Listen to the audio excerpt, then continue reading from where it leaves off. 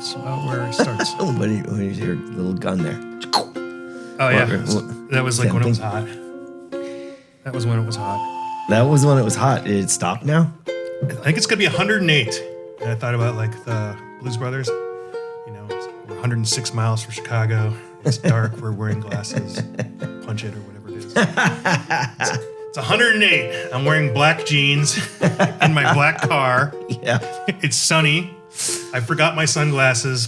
Punch it. That's Punch it. yeah, hit it, punch it. I don't remember what it is.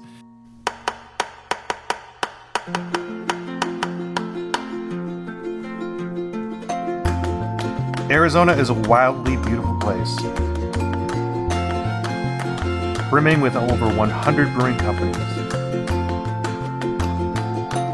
I'm Rob Fulmer, the Executive Director of the Arizona Craft Brewers Guild. I'm joined by Deputy Director Andrew Bauman.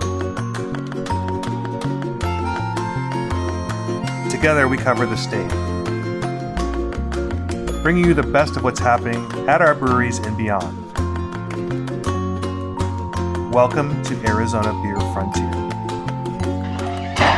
It's 106 miles to Chicago. We got a full tank of gas, half a pack of cigarettes. It's dark, and we're wearing sunglasses. Hit it. We're back in the office again. Hey, Rob. Hey, Andrew Bauman. How's it going? Good. We're back in the office again. Yeah, we are. You mentioned that. Yeah, you had some auto issues, and we're finally back in the office again. I was out of town. I immediately went from our DC trip to Flagstaff. There was a Arizona Commerce Authority moonshot program. They went to 10 rural cities and listened to small business pitches, and then they had the best of the best. And it was a dinner, and I got to watch some of those pitches. And one of them is actually beer related. What? Yeah, the Pin Drop travel trailer people who I forget his last name, but he's the mayor of Cottonwood, but he owns a business in Globe, and he makes those teardrop Yes. trailers. And if you recall, He's the mayor of Cottonwood. If you recall, I don't know if that worked. I think it's working. Harp music should be playing. If you recall, he designed a trailer. He partnered with our good friends at That Brewing Company for a strawberry blonde trailer. I love those trailers. Yeah. I went and saw one. I saw their little place when I was up at Overland Expo. They, of course, had a area that they were advertising. So he won the pitch. No. Yeah. What's he going to do? I don't know, but I have a short list of breweries that he wants to reach out to. So Was this pitched for making trailers? he needed some money to expand his business, to hire more local people, to bring his costs down so that if they can scale up. I hope so, because they Yeah. start at 25 grand, and that's kind of the top end of the industry. Yeah. Well, we might get a deal on renting one, maybe for our big September trip. Maybe. Lovely. Maybe two. Who knows? It sounds extravagant. Yeah. I don't need one, so. I know, but if we'll get to, then it's just more branding. My car can't tow it. Oh, no? Only 1,500 pounds. It's lame as F. Maybe I should get a new car. Yeah, maybe. But it would be an Outback wagon. I want to talk about the front end of my trip. All right, let's do it. Not to change the subject too much. Yeah. We can always talk about. Yeah. Your car is always an open topic on this show. Let's talk about the front end of your trip when you went to see your currently favorite sports team in the world. That's probably true. Yeah. Yeah, I mean it's the sporting event that I've seen most recently. 2 days in a row. And you traveled thousands of miles to be there. Yes, I went to the Montgomery Biscuits baseball organization. They played the Biloxi Shuckers. Nice. Yeah. And they got destroyed in the 10th inning. But they were renamed the Montgomery Kimchi, as minor league teams do occasionally. They will rename to support a cause or to be funny. In this case, I think it was a little both. So I went to the game, and part of the deal with my wife, she would not normally want to go to Montgomery, Alabama for this kind of thing, but she's always been wanting me to get a tattoo, so I got a tattoo, which there it is. Yeah, that's it's got the Kimchi and Hangul and the guy. Oh, the picture. The character. Yeah, the do they have a live one? No, but they did have a biscuit race. Oh, yeah, that's good. That's nice. Yeah. So I went to that game, but ahead of that, this is what I did not know about Montgomery, and we'll get to some beer value because there is some beer value too. It was the birthplace of Nat King Cole. Nice. I like that guy. I did not get a chance to tour his house. I don't think there's an actual organized tour, but I did take a picture from the outside. There's a mural detailing his life. Hank Williams. Hank Williams has a museum there. He lived there. I don't know if he was born there. Went to his house. It was a little scary. We didn't want to even slow down. Oh. It's not in a great area. And also, like, it didn't look like they would appreciate a picture of their house. But went to his gravesite, as many people do. There were flowers there. There was, when we got there, somebody was there, and then when we left, somebody was right behind us. So those are like some of the things. There's obviously, Martin Luther King spent some time there. F. Scott Fitzgerald and his wife Zelda lived in that town for a little bit. Rosa Parks, that's where the famous Montgomery bus boycott occurred, which is one of the few boycotts that was successful. I mean, in terms of boycotts, in the short time that it did it. So there's that. There's the Freedom Riders Museum. There's people who came from the North to help people get their voting rights and stand up for them. There's some terrible history as well. There's John Lewis spent some time there. This is all on the Selma Montgomery Trail, which is famous for its civil rights history. There are two museums. One is a memorial detailing the people who were lynched between the period after the Civil War all the way up to the 1950s. I think there's 800 of these columns that are suspended or in the ground, detailing about 5,000 people who were lynched during that time. 5,000 people who were lynched? Yes. Wait, during what time? Between the end of the Civil War, during the Reconstruction, yes. and Jim Crow laws, and in effect to discourage citizens of the United States from exercising their rights. And in some cases, they have their stories rights such as walking in a white neighborhood. Exactly. Yeah, there are some. I'll throw a video if you're on the YouTube. It's on my social media somewhere. Some of the stories. That is a public area where you can film. They also have an experience that talks about the history of social inequity that you cannot take pictures in. And let me tell you, I'm going to have some bad dreams about some of that stuff. The way they presented it was super effective. It was super moving to see children there asking their parents, like, why is this person like in this cage? Why is this? It was kind of tough to get through, but I think everyone who spends time in Montgomery should do that, or you should go out of your way to do it. But it's like, remember I was saying there's a lot of museums and experiences that we weren't able to video. That was one of them, and I understand how it would lack impact if you weren't actually there. So, but Montgomery, the story of Montgomery sometimes is when you get there on a weekend, things are closed from after 4 o'clock. So if you want to hit all those places, you have to do them between 10 and 4. Yeah. And not on Sunday. Right. Sunday, everything is closed. So, there is one brewery in town, Common Bond. They have beers in their stadium, a few. Oh, very cool. Canned and draft. The stadium itself is on the corner of a Civil War prison.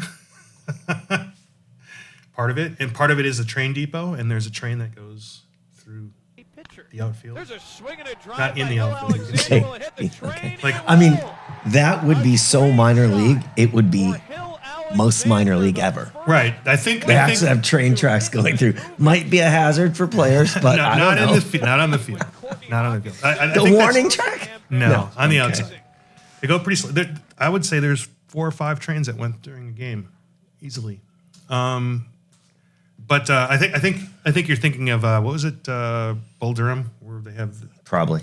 doesn't the train go through the? I don't know, I don't maybe, know. but or they I know they try to hit the train with a ball or whatever.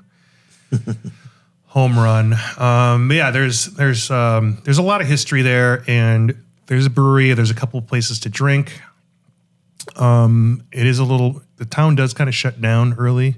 Most of the beers are from Birmingham. There's a couple breweries. One of them, I think, at least I'm familiar with the name, is called Highwire. Mm-hmm. They have taps on at the ballpark. But the ballpark, super cool. They have the biscuit races, like Milwaukee's the sausage race, Yeah. all that stuff. But I mean, the sausage race obviously makes more sense, but that's fine. But I mean, they got the usual suspects, but they have Yingling, Leinenkugel, Highwire is from Birmingham, Yazoo's from This is at the stadium? Yazoo. It's like all craft. Well, on this side, of the thing, because they're a affiliate of I remember Yazoo. Tampa Bay Rays. Mm-hmm. They have Highlight. They have Bell's Two Hearted for some reason. So I mean, like you're not wanting for Quality beer. right. That's right. amazing. And I think they had a 32-ounce cup. I don't remember what it was. It $13. Sure. I mean, That's not bad. no, I mean, it'd be like $25 a lot of places. Yeah. I mean, So, all in all, I mean, like if you're just, I would go for a game. Like I would go for a regular Biscuits game. Their promotions are great. The next day I went, that was Christmas in July. They had all kinds of Santa Claus. Santa promotions, and I missed it but it happened in my section. They had a volleyball game going on between the two sections. It's kind of funny. But yeah, I talked to the people in the gift store, or they took a picture of my tattoo. They put it up on the big screen. Oh, yeah. And on their social media. So That's cool. There's a fun. particular player that you wanted to thank for his dedication to the fans. Oh, well, two things. First of all the concessions, you could get kimchi put on hot dogs, the biscuit sandwich. Wow. So there was a company that That's obviously awesome. sponsored all that. It's so cool. And I didn't because it would be a waste, but they gave everybody a jar of kimchi on the way out. And so I paid the most amount of money for a ticket that I possibly could. It was like, I want the best of the best of the best. I didn't get in the boxes though, because I don't think those are available. But you could have paid as much as $8 or $12 or something like that. You're getting all this stuff, right? And a free jar of kimchi. Yeah, but I don't. So the game. You could have given it to Brenda to take home. Yeah, it's okay. Was it branded? No. Yeah. Yeah, branded would have been. Yeah. Oh, so cool. But they were winning. It was competitive most of the game, and then they were up by 4 or 5 runs. It was 7-2 in the 9th, and then it ended up 12-7. They gave up 10 runs in the 9th. Yeah, it was a rough day. It was a rough inning. Now the end of the 8th, let's go get our last beer, and then we walked around the perimeter of the field, and as we kept walking further and further, it just got worse and More worse. home runs and more home runs. But they won the next day. And that's the nature of minor league baseball. But they lost, and minor league they did a fireworks show anyway. They dimmed. I mean, the lights just went off, and then they just did fireworks. And most of the people left, but he's 25. I think he's one of the better players. I tried to look for whatever reason, the program doesn't list the players by number, only by position.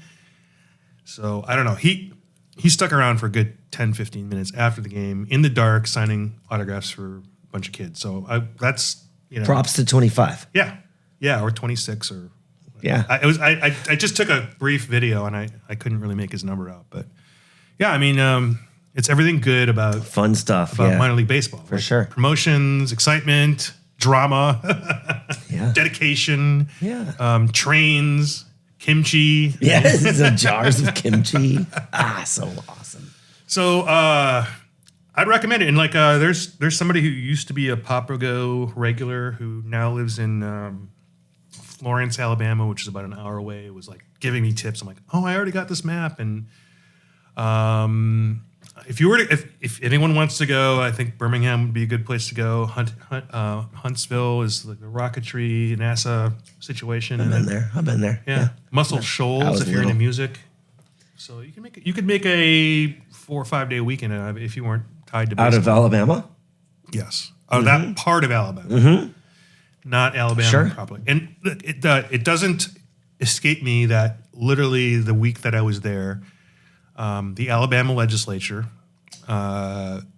approved a election map after being rejected by the Supreme Court because it didn't reflect. This gerrymandering case. Right. The Supreme Court, in its review, and by the way, this is a 6-3 conservative court, said there needs to be one more black district, and the math is there. I mean, they just decided to draw it in a way that didn't allow for that, so they approved that map that week. The new one or the old one? The illegal map. They approved it even though the Supreme Court rejected that principle. They didn't solve the problem that it was remanded back to the legislature. So they're going to be sued by somebody, and they're going to be able to say they're going to be able to cite the Supreme Court already ruled on this. Like, why are we even here? Yeah. Great. So we can very Alabama. Yeah. But people ask me like where I was from and the presumption that it was going to be that I wasn't going to be there more than that afternoon. Yeah. Everybody I talked to. And there's no reason to feel that way because it's great. Did you see her hat? What? You don't really, I don't know, maybe you just don't look like Alabama. Oh, I don't look. Yeah, maybe it was like, yeah, just move along, son. No, I just don't think they're used to people traveling there and spending time there. Huh. And they did say that the downtown is, undergone some post-COVID roughness, and it is goddamn hot. So go like in April, go in May. That baseball league runs over the late spring through. I think they just wrapped up. Through summer. Mm-hmm. So yeah, I highly recommend. And there's some beer there, and there's more beer to discover if you want to go to Birmingham or. There were actually Huntsville? There were actually two breweries. Their NASA themed beer in Huntsville? I don't know. Man, I hope so. I think that's where Wheaties brewery was in Huntsville. Oh, Blue Pants, where he came from. Wheatie from Tombstone. Mm-hmm. I don't know if it's still around. I know he still has good things to say about some of the Alabama, especially that part. But there were two breweries that were in downtown Birmingham that you could see the signage for that they were closed. Oh, so I don't know how long ago that was, but it might have been. It might have been cast. It might have been holdovers from the '90s brew pub era, for all I know. Right. So yeah, super fun. Do it. The '90s brew pub era. I will turn over my notes to you. I will provide recommendations. Oh, I went to a diner that had hot dogs and hamburgers. That's what their specialty. They were around since 1917. Every president since up to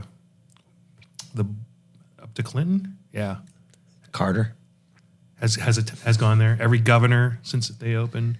Hank Williams, super affordable. According to Brenda, a little sketchy, but I mean that's not diners. Sure. Not sure. What's going on? I took a picture of the there? burger. It looks like dog. It looks terrible, but it was really good. I can't tell you how good it was. Like, it looks like a school lunch burger, but I see a picture of a hot dog with kimchi on it right there. Yeah, That's bomb. Very good. Although for someone who eats a lot of Korean food or more than most, it was on the low spiciness end. Yeah, it tracks. I mean, anything you eat commercially, that's kind of how it goes. Yeah. Well, except for some reason, the hot sauce industry where they just want to talk about your butt. Yes. Your butthole. Yes. Satan. And how much you're going to throw up later. Yeah, I know. I don't It's get very it. macho. Yes. I mean, you've seen the hot ones, right?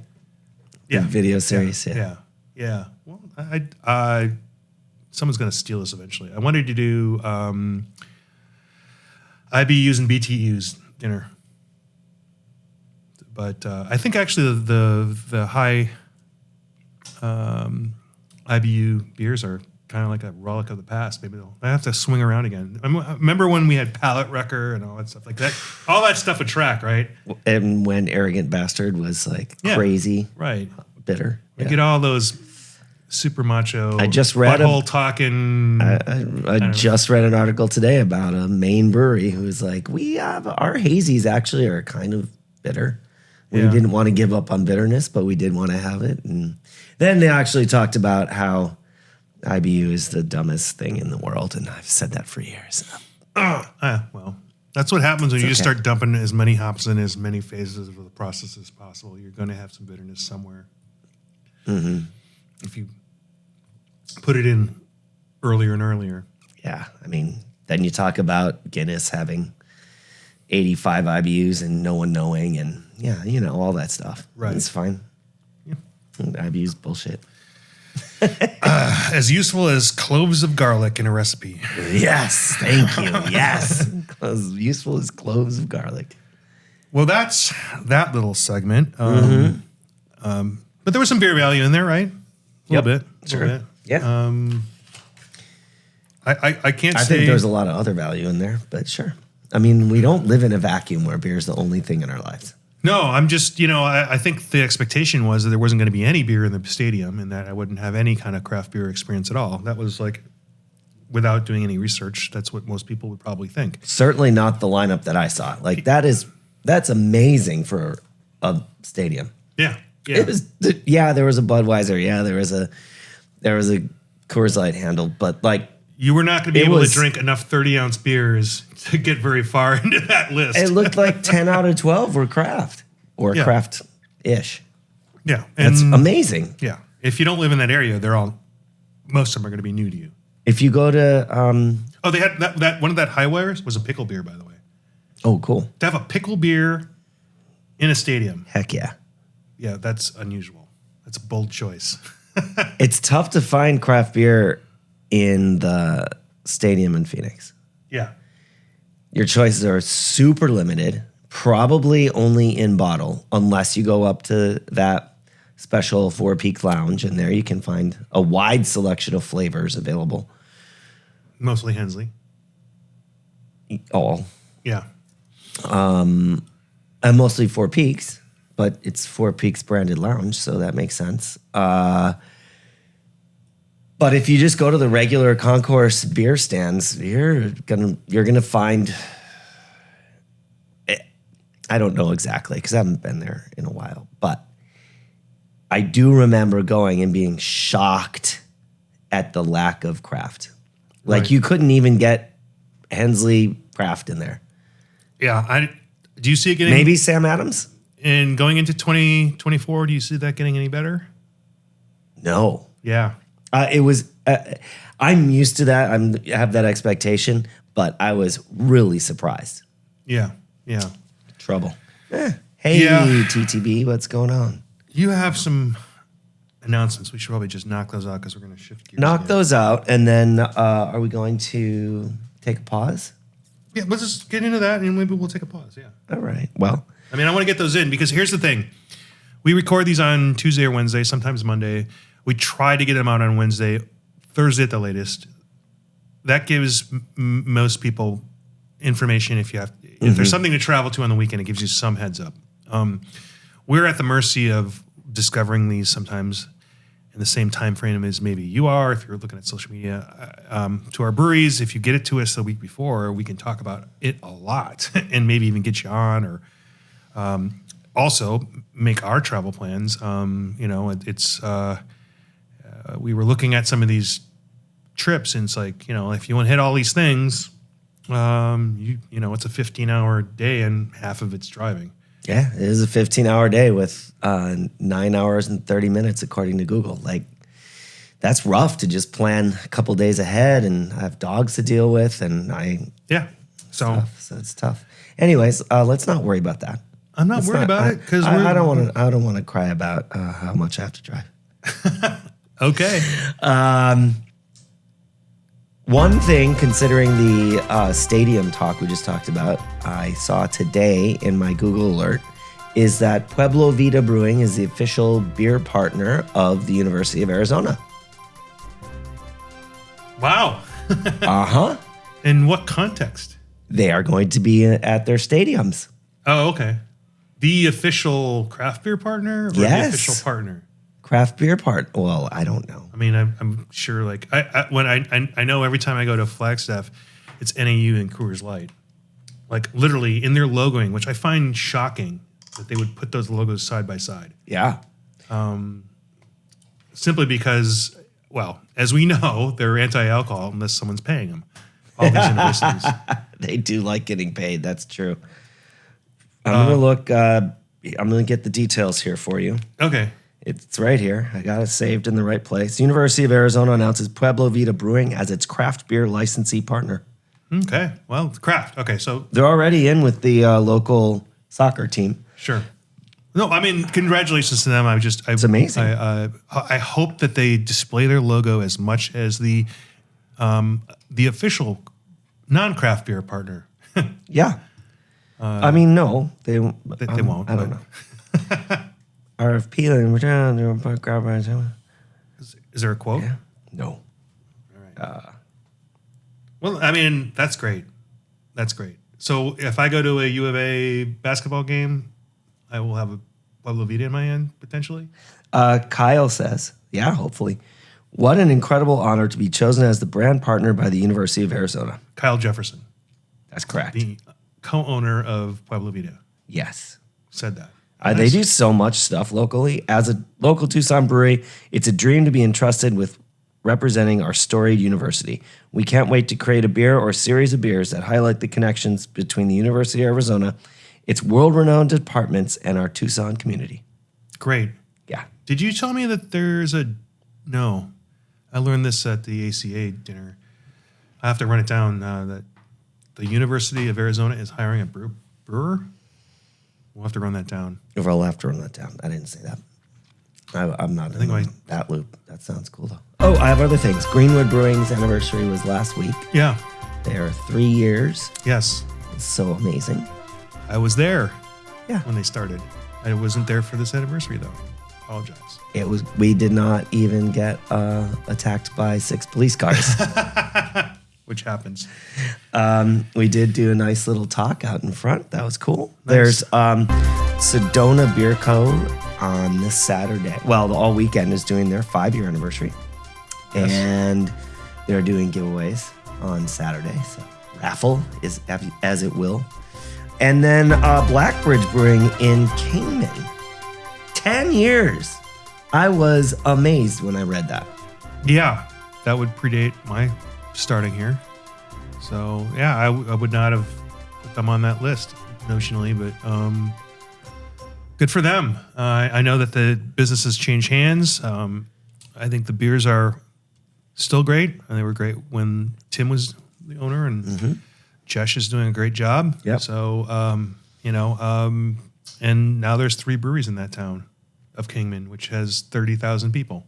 That is about the right ratio as far as I can tell. 1 per 10, yeah, it can be done. It's going to have some lean times in the non-tourist season. Lots of tourists in there. In the summer, yeah. So that's Route 66. Yeah, yeah. And also, Huss Brewing Company is celebrating their 10th anniversary. All month long with a golden ticket program. Golden ticket in those 12 packs where you can win beer for a year. Yeah. It's pretty cool. They have other stuff going on. They have some beer dinners coming up to help celebrate and stuff like that too. So yeah, that's like if you said, hey, I I'm going to name 4 breweries. 3 of them are 10 years old. One would be Blackridge, one would be Huss, Arizona Wilderness. You can name another one that sounds like it's that old, but it's not. But I would not put those 3 in the same group. Would you have? Wild, absolutely wild. It's interesting because I think people consider Huss a much older brewery only because of their roots in Papago, but the business model between Huss and Wilderness and Blackridge, for that matter, is completely different. And just goes to show you can't say all breweries aren't alike, right? 100 different breweries, 100 different business models. Right. It's true. Right. Do you need to take that? What? No. Why does it keep making noise? I don't know, man. Anyway. Yeah. What else? Is that so all that's what's up. That's some things there. Those are the announcements. Those are the announcements. Great. So make your travel plans. I don't know if I'm going to be able to do any of those. I have a plan where I do some of those things and I go see Steve Earle in Flagstaff. I'm not going to be able to make it here because it's sold out. He's in the Musical Instrument Museum. But I might be able to make Flagstaff. But it all depends on somebody's jury duty. So I don't know. Not Zach Fowl. No. No. Yeah, I want to. I don't know. It's tough.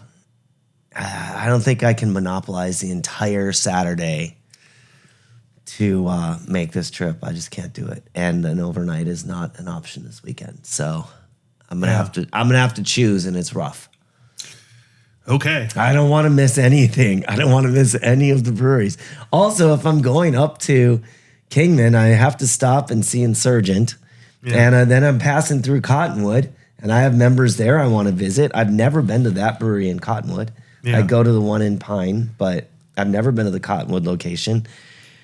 I was just mentioning, because we have something potentially coming up in the near future in Wickenburg. The drive up the old Grand Avenue, was it 93? 60 to 93, yeah. Yeah, 93 takes you all the way, by the way, to Glacier Mountain Park, or National Park in Montana. And you can continue on that road where it changes over to the Canadian system and go to Glacier on the Canadian side. And where's the only break? The only break? The break in 93. Las Vegas? Nope. It starts in at the border. 92? No, 3. 93. I thought it started down here. I guess it's Phoenix. I don't know. I don't know. No, it goes all the way up. It used to go border to border. They must have renamed it. Nope. There's a 3-mile break in Yellowstone National Park where that highway is not there. There's a road, right? But it's not called 93. Got you. Hang in there. But anyway, I know what a heartbreaker that is for you. Anyway, once you get outside of Phoenix, it starts to get really interesting. There are sections north of Wickenburg where you have Joshua trees. It's a different part of Arizona. I can't stress that enough. And there's a particular type of turquoise, which is just much lighter in color, that originates from Kingman. And I've tried to photograph it. It just doesn't translate. Against, I have these other rings, but like much lighter shade of blue, just iridescent blue. Huh. And you can find some of those in WikiUp, believe it or not. And why are you pressuring me to go to Kingman? I don't know. You know I want to go. Oh. Anyway, that's a different way to go. Like people normally go like to Flagstaff and over, right? That's a typical way for people to do that because they're not going. Yeah. This is what's happening. Okay. All right. You want to take a break? Let's take a break.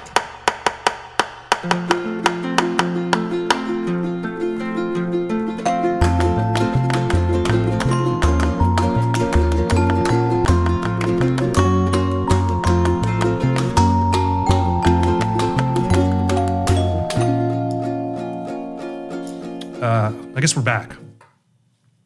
Somewhat. We're back. Yeah. And you were saying nice things about I I had the Lumberyard Hazy Angel as my first half beer. It's not quite done, but I'm going to be done with it. Nothing says you have to finish every beer. Right. Well, you can come back to it too. Good. I don't know how many beers I can drink. I do have another meeting today. And now I'm going with Citrazona IPA. And I had the Citrazona because I'm so appreciative of the support that we constantly get from Barrio. Right. And I'm having the Hazy Angel because it was easy for me to say, yeah, I'll have that too. Yeah. But also they do nice things for us. Yeah, they do. They do great things for us. So here we go. Oh, I didn't open this. So I forgot to mention at this moonshot thing, there is an award given out as well as the pitch award. And our friends over at Drinking Horn Mead in Flagstaff were the recipients of that. So I had a little conversation. I've been talking to their staff, and we traded some communications. We'd like to have them involved with our organization. They couldn't do the festival that we had up there, real wild and woodsy, but we're gonna have further discussions with them. They're so passionate. They are. Oh my gosh! And very, very cute couple. I can say that, right? Yeah, we'll have more to say when we have more to say to them. Maybe we'll talk to them up there and be cool. And they can swear like they did for their acceptance speech. There was a lot of swearing. Awesome. Yeah, it was fun. That's not something you see in government.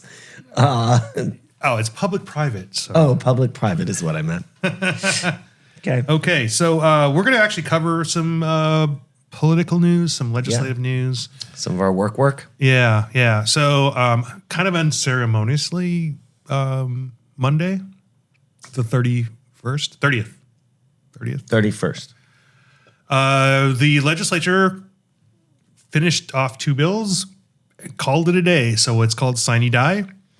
It means they are no longer they closed the legislature so that the session is closed. So the governor can always bring back a special session. That's true. But the clock starts ticking on the general effective date, meaning when all those laws that were passed take effect. There are some that are by statute written within the bill that they start January 1 or something like that. In fact, do you have that list? Yes. Okay. Or you have it in your head? Yes. That go into effect. There's 3 things that affect us, but the general effective date, it's supposed to be 90 days, but we don't know if Sundays count, if it falls on a Sunday, stuff like that. It is October 30th. It's Monday, October 30th. All these new things go into effect, except for our tax bill. Right. So why don't you list those? And then Sure. So first thing is, and we'll just start with the one with the luxury tax. So Arizona breweries have to submit their luxury tax filings monthly now. And luxury tax, often called an excise tax. An excise tax, but that's feds. So here we call it a luxury tax on the reason it's a luxury tax is because it's on something that's sold, as opposed to an excise tax, which is on something that's made. So you pay an excise tax to the feds on every drop you make, but you pay a luxury tax to the state of Arizona because they're not concerned with what you make, but what you sell. Right. And this is above and beyond any sales tax. Sales tax, all the other stuff. So if we were selling, I don't know, vats of molasses, we wouldn't pay that tax. Or that's right. If we were selling yachts, any other industry, we were selling fur coats. That's not luxury tax? I don't know. I don't think it is. I think it's I don't think it is. Well, anyways, sometimes in many breweries' experience, that's going to be a tax of like 45 cents or $6. But you have to go through and list every single thing that you sold for the year. Right. Or for the month. If it's sold within your own premise, it's different than... If it's sold over your bar, that's fine. If it's sold to your owned places. So if it's a restaurant that the same ownership group owns the brewery, you do not have to pay luxury tax on that. But if it's going to a retailer, you have to list it going to your distributor, depending on your contract, whether you have to pay it or they pay it. You still have to put it on your report. Mm-hmm. So it's a lot of time. That's the point for what can end up being $5 to the state. You're spending hours and hours filling out the report. So now it's a one time a year. It might take you 8 hours in a day, but it's not interrupting you every month. So that's cool.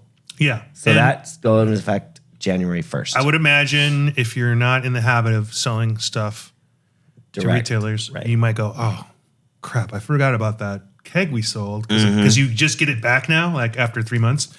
Because like... QuickBooks though. Well, I mean, but then you're in this dilemma, like... Now I got to go file another set of things. And I have to set a revised one for March because right. And I know of breweries that said, "Oh, I sent it late. I owe a late fee. I'm going to include that in the thing." And then it doesn't work that way. Sometimes the state sends that back and says, "You don't need to do that. This is it." Like already, this luxury tax thing, Andrew, is costing me money because I'm talking about it on our very valuable time. I can see the stress. You're breathing odd. Our time is very valuable here, and now I'm paying a tax, even though we've fixed it. That's the point, right? That's our job. So, so that's one thing, right? And I think that's pretty cool. And then the other one, the other smaller portion is that IDs have changed in the past. If you were coming over from the country of Mexico to Arizona, a border state where lots of people go back and forth between those two across that border, you would have to have a passport in order to purchase alcohol in Arizona if you were a citizen of Mexico. And not everyone has a passport. I mean, a lot of people go back and forth and don't have passports. Yeah, a lot of American citizens don't have passports. So the U.S. will provide to people that apply a border crossing card.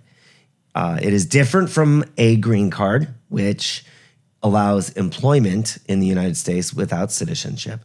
This is just a identification vehicle for you to get back and forth across the border. You cannot stay for more than, I think it's 30 days, it might be 60. You do not have an opportunity for employment. It's just to get across that border easier. Right. And it clearly states birth date on it. So that is a new ID allowed.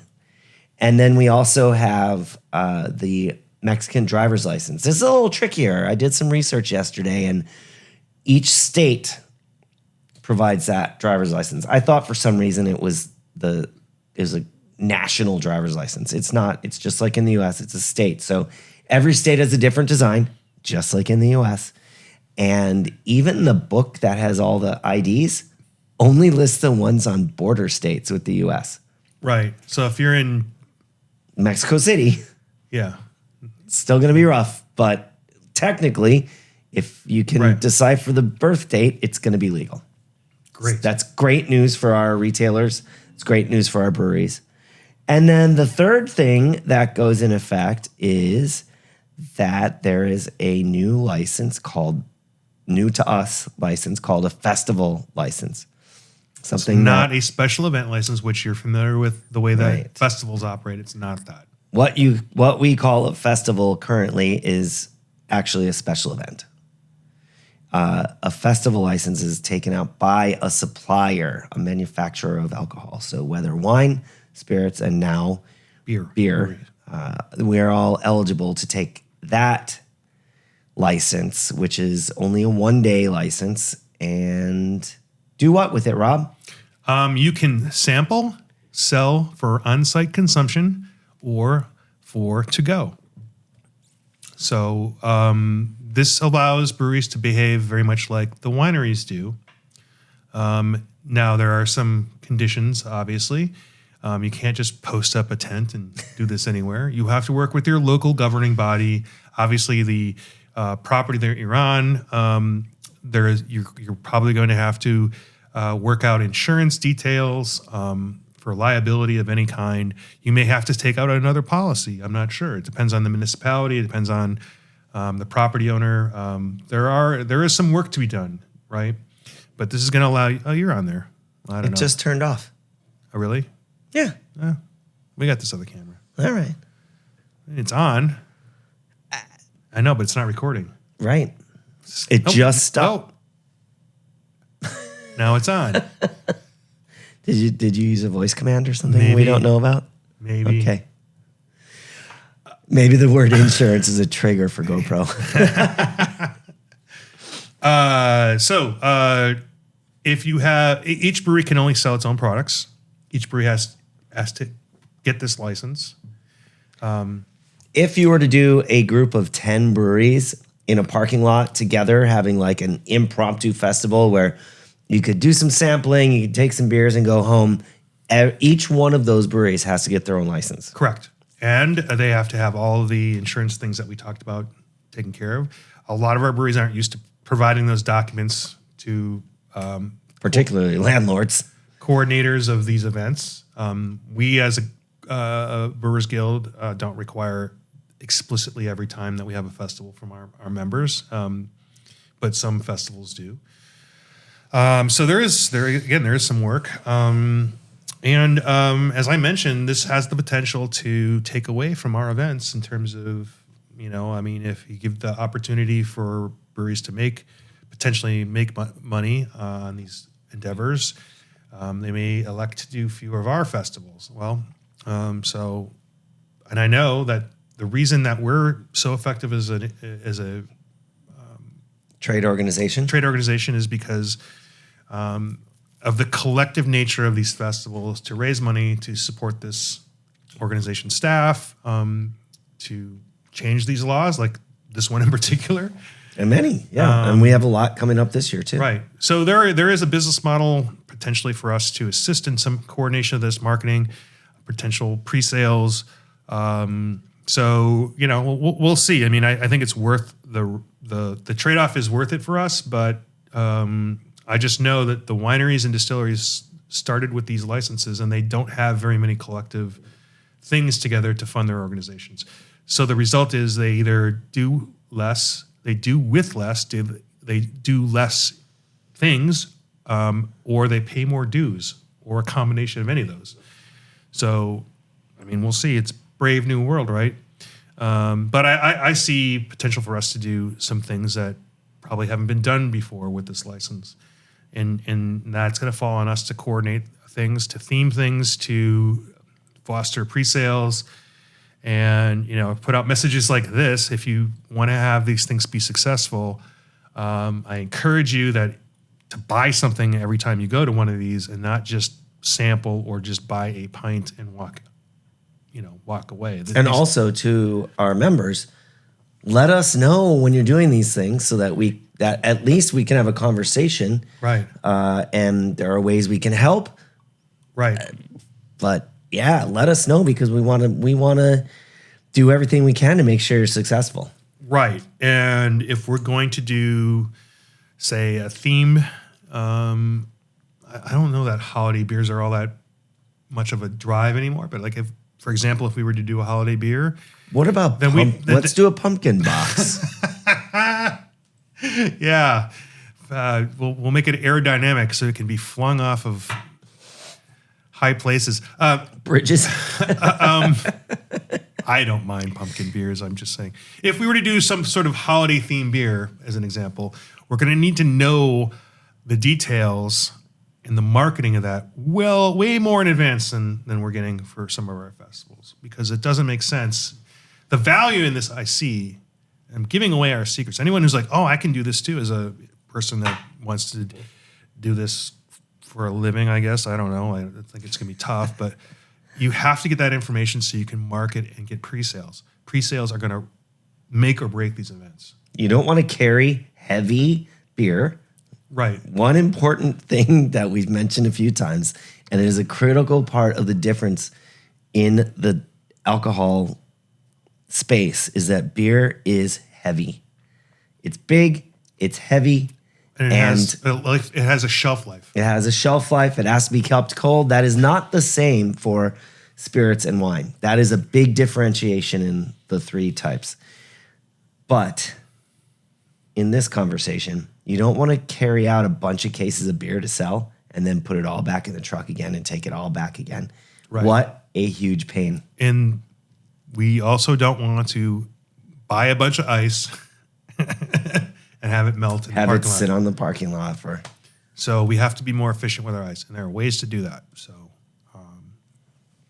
all right. Well, those are the three major things that are relating to beer in right. the So new the laws. department has to come up with forms. Department has to come up with forms. We probably need to reach out to some municipalities and say, hey, by the way, you might be used to having these things for wine and spirits.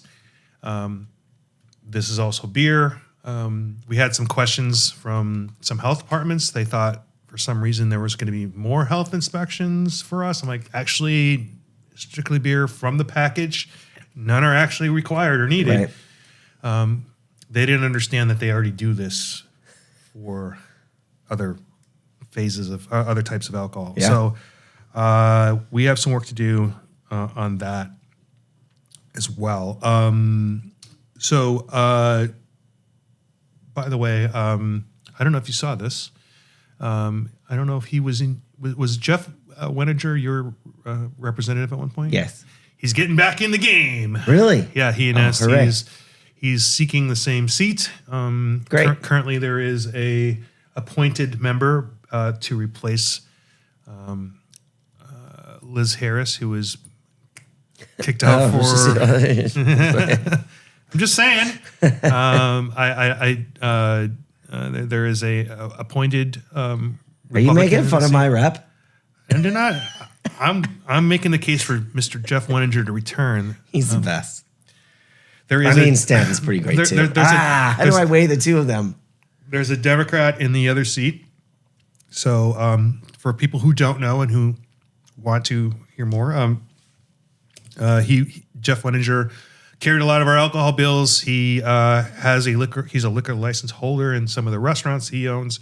So he's understanding of our issues, fought for us in a lot of ways. Didn't always agree. Most of the time we did. Currently, our bills so far have been run by Matt Gress, who was also Republican, different district. So I'm not sure if he's going to be as interested, or I don't know what the protocol is for that. We're happy to run bills with Representative Gress as well, but look for one or both of us to have some conversations with Mr. Weninger, anticipating he's going to be back. I hope he's, yeah. So yeah, I'd love to talk to him and see what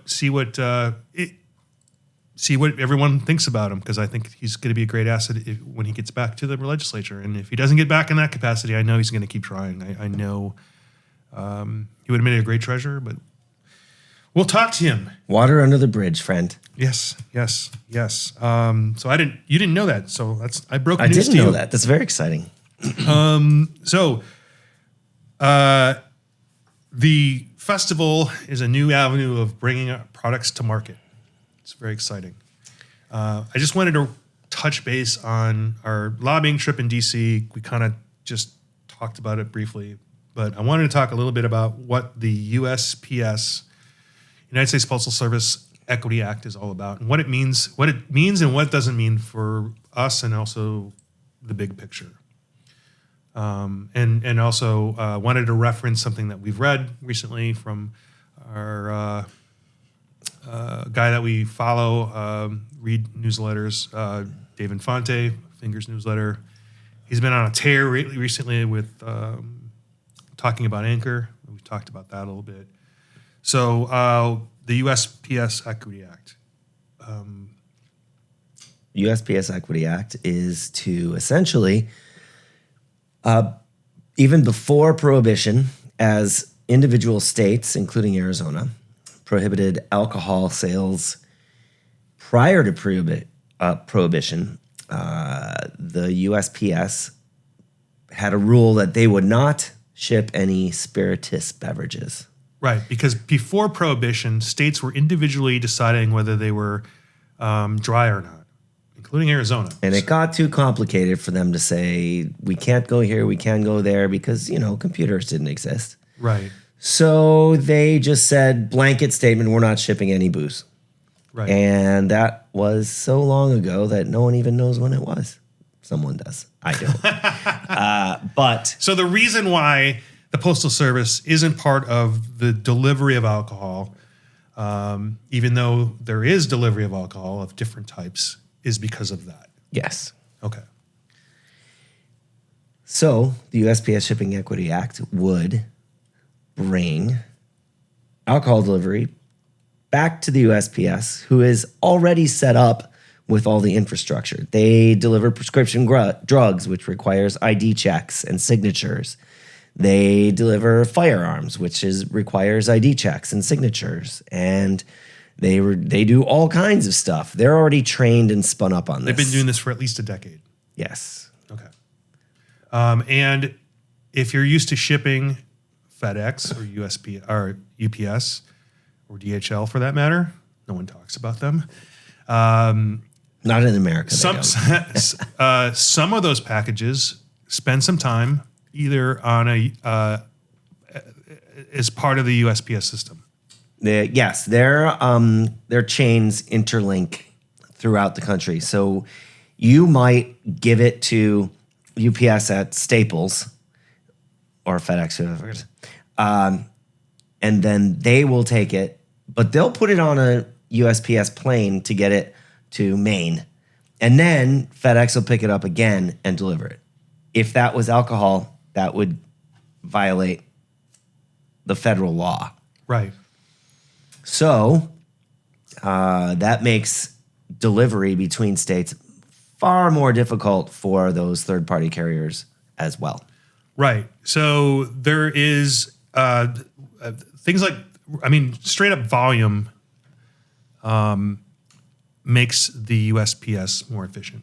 The more volume they get, the more the lower the costs get. First of all, it's a service. It's not a for-profit endeavor. Business. It's not a United States government business to make money. Right. It is to ensure that every citizen in the United States, no matter where they live in the United States, has access to items delivered, right? Mm-hmm. And at the same rate. So the other part of that chain is it might go through FedEx until it gets to. So the other part of that chain is it might go through FedEx until it gets to the furthest point that FedEx goes, and then USPS picks it up. When you have still some of these items in not the going name through of that chain, FedEx, it makes it more expensive, and the burden. The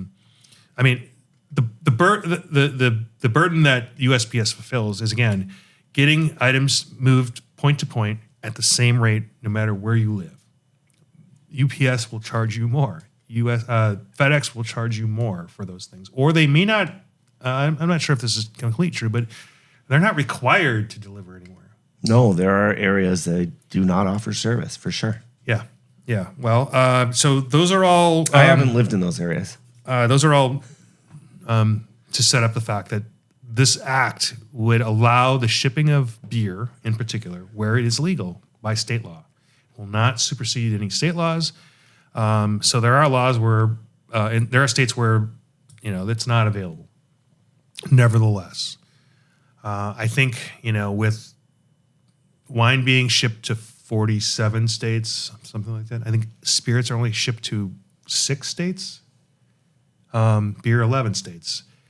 It took wine 30 years to get state by state, get that brokered. We're trying to put this out there to see of those 11 states, or there are states like ours where we have the ability to ship beer not by law, but by rule, which is a function of the law. This act would help us communicate to partners like UPS or FedEx that you are a common carrier and you can deliver this should you choose. And if you don't choose, then we can use the Postal Service. And I think ideally we would have a choice, right? So that would further our ability as breweries to get products to market. And we may have to correct some things on the state side if this starts to get traction. I'd like to have those conversations hand in hand, because our goal is to provide products to people in our state that want them. I think that makes sense. Now, you may ask yourself, who's against this? Why would someone ever be against something that makes so much sense? Well, follow the money. Some of our distributor partners. On the national level. Yeah. Well, I mean, we haven't really discussed at the local level. But, I mean, fundamentally. I think on the local level, our distributors are aware that this is going to be such a tiny, tiny percent of business. Right. That it doesn't affect their business. It might mean a lot to this small brewery in rural Arizona who can now ship their beer to people who order it. Right. But on a grand scale of beer sales in the state of Arizona, it will be a 0.1% is overestimating how much it would be. Because beer is heavy. Beer is heavy. And we haven't, we just mentioned how many times this product may change hands. Temperature controls, none.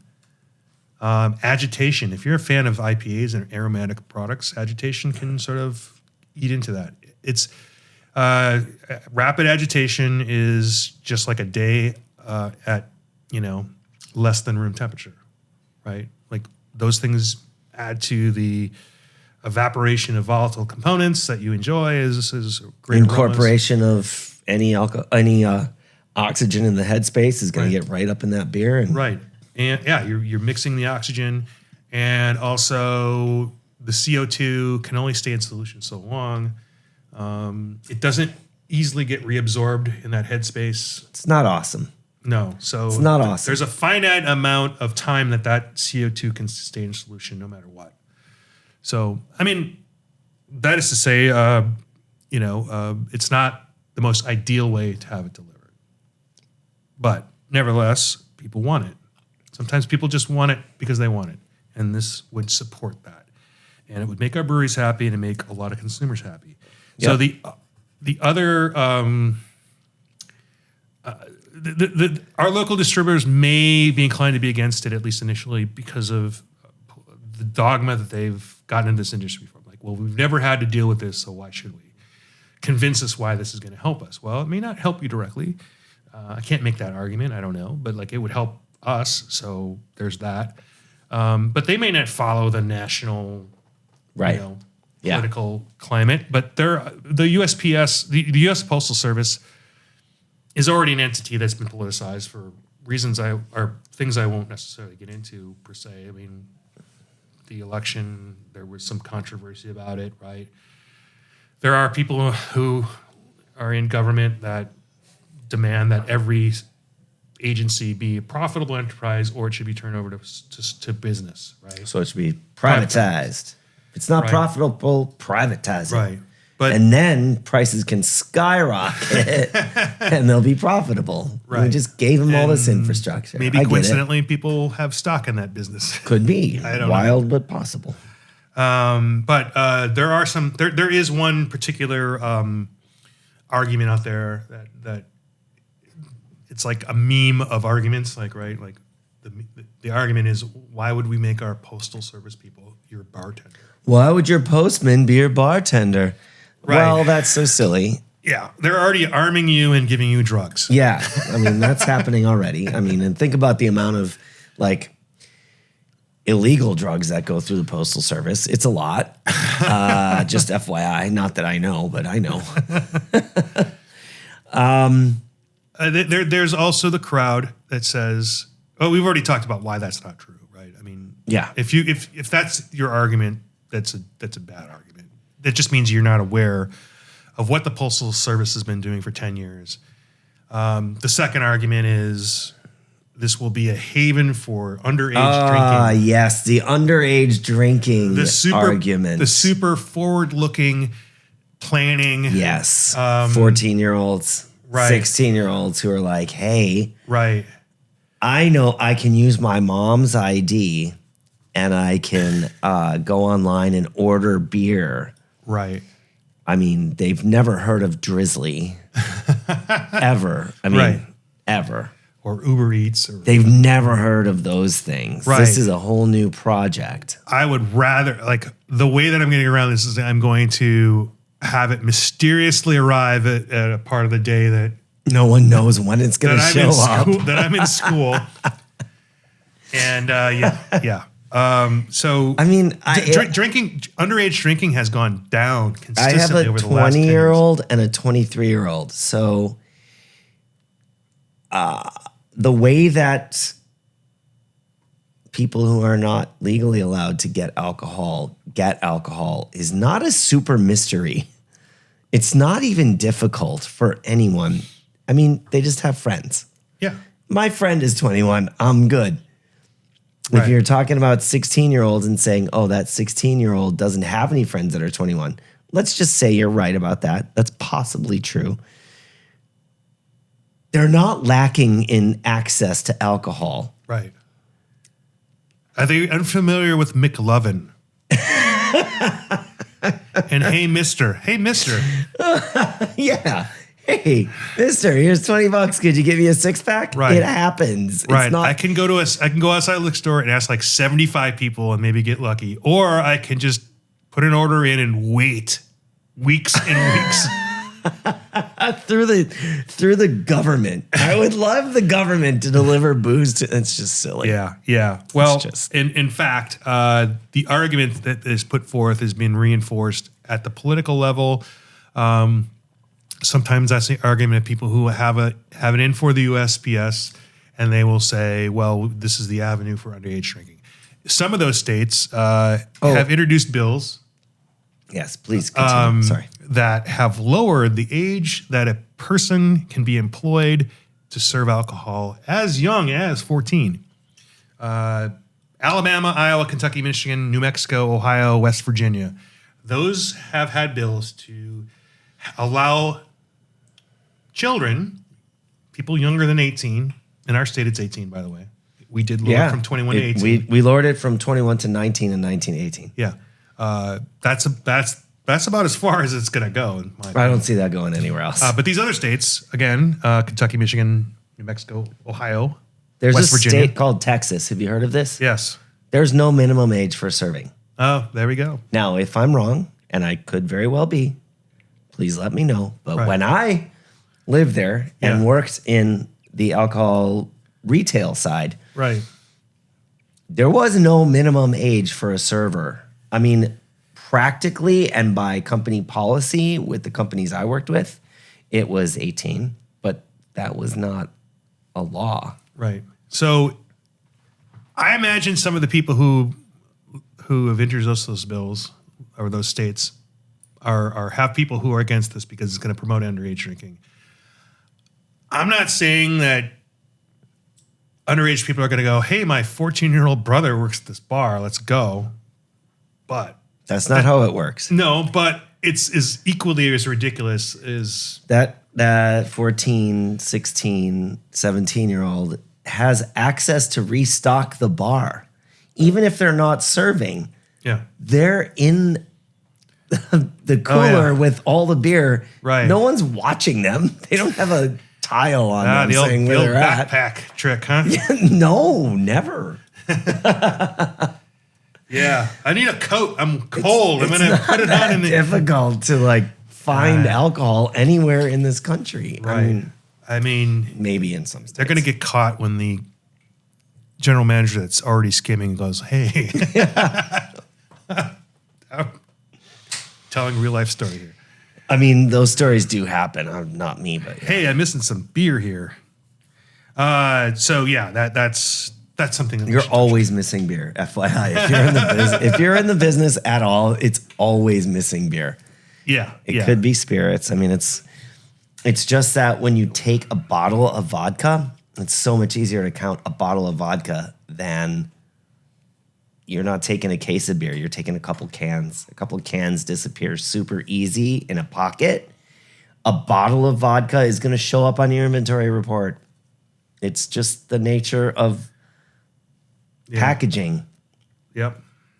Oh yeah, the low fills. Okay, I just meant at retail, like in a restaurant. I know. I hope they don't have low fills. Well, that's not the last time we're going to talk about it because I'm sure something will come up and maybe we'll actually get into this a little bit more. But when I got married, my wife was under 21 and I could serve her. Oh. I could order a drink for her in Texas where I got married. Yeah. And Idaho where we moved like 4 days after we got married. I could order booze for her and serve her. So, isn't that nice? Yeah. I'm sure you didn't break the law. Even if there was a law, I'm sure. Never.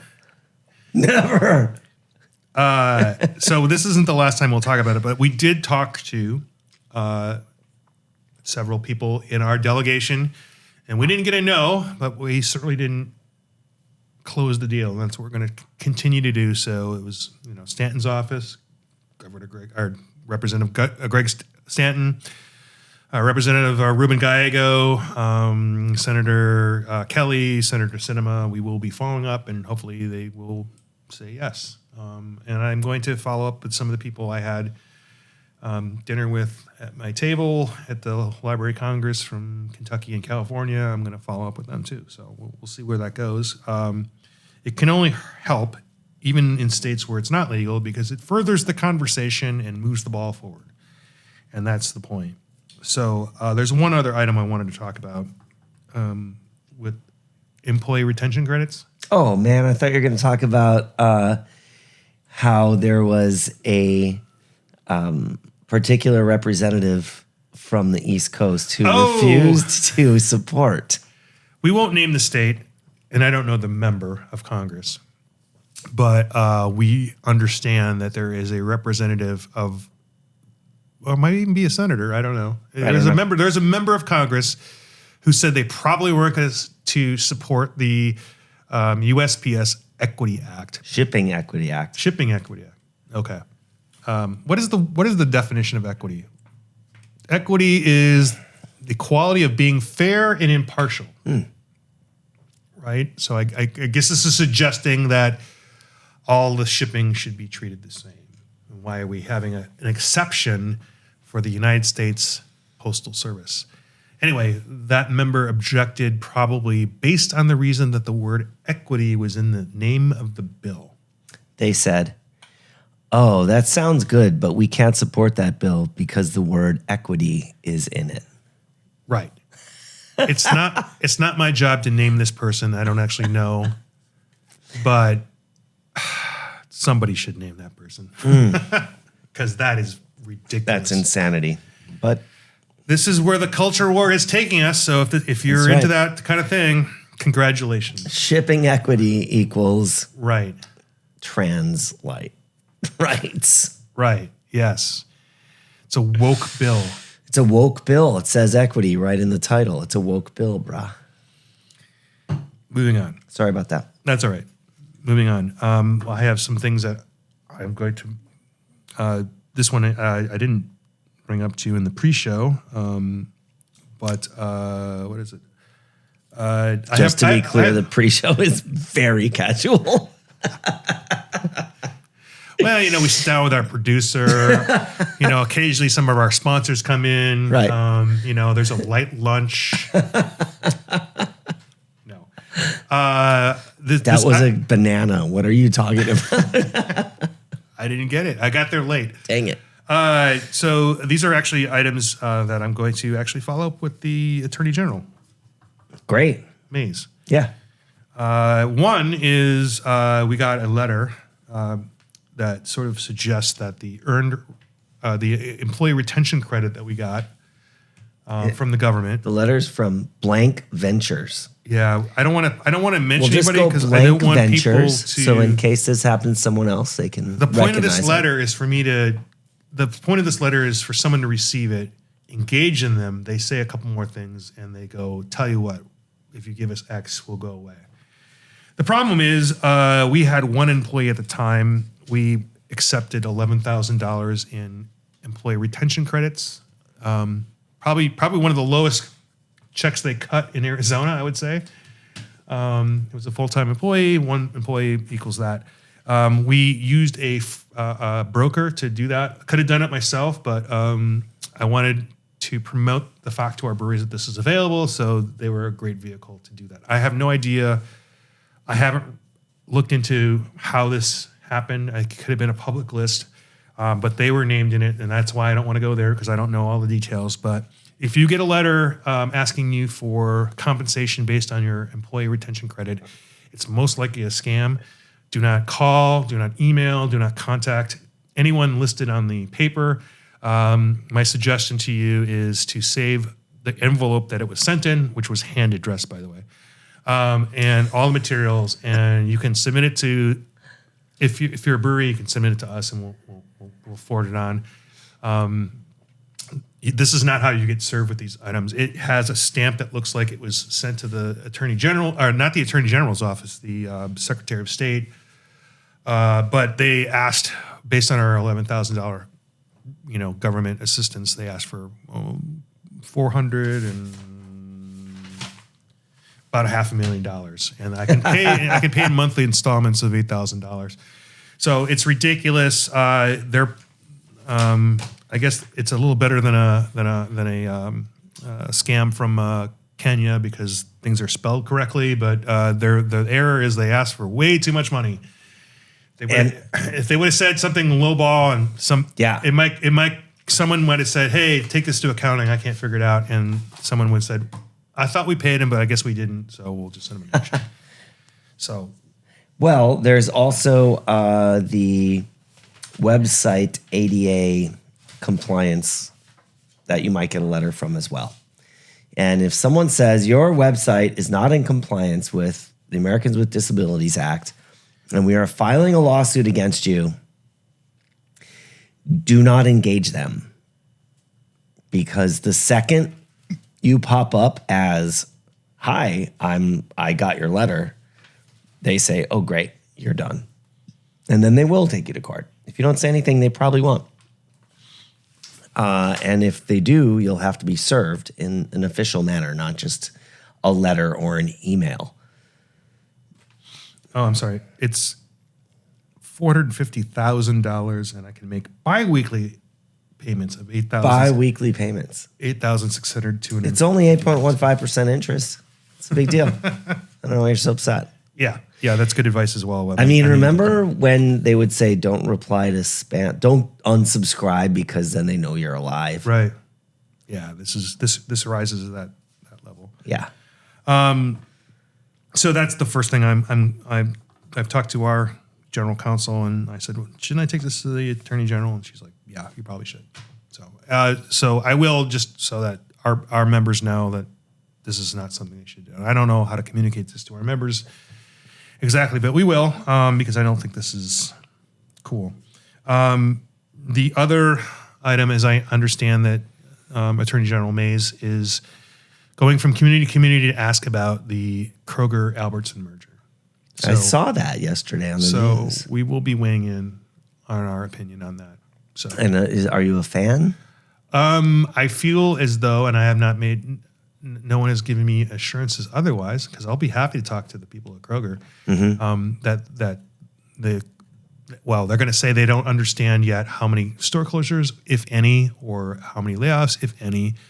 But specific to our industry, the fact that this will take 3 buyers in independent buying decisions with processes that give mixed results to our members, but at least there's opportunities. Yeah. Will be reduced to one with fewer shelf space available. Obviously, store closures are going to be a negative factor to us. But I think their centralized buying program has the potential to make winners and losers. Do we want to start talking about planograms or? Oh, that's too much. Let's save that for another time. But know that there is a category captain that is often a distributor who It is often gets to sit in all the it's presentations. often a supplier. I mean, the category captains in this state are more distributors. The category captain for Walmart is Budweiser. You send your proposed new products to a AB InBev email address. Yeah. Interesting. All right. So Largest grocery store in the country. Kroger's second. Walmart's first. we'll say that for another show, but I mean, it's a problem that is,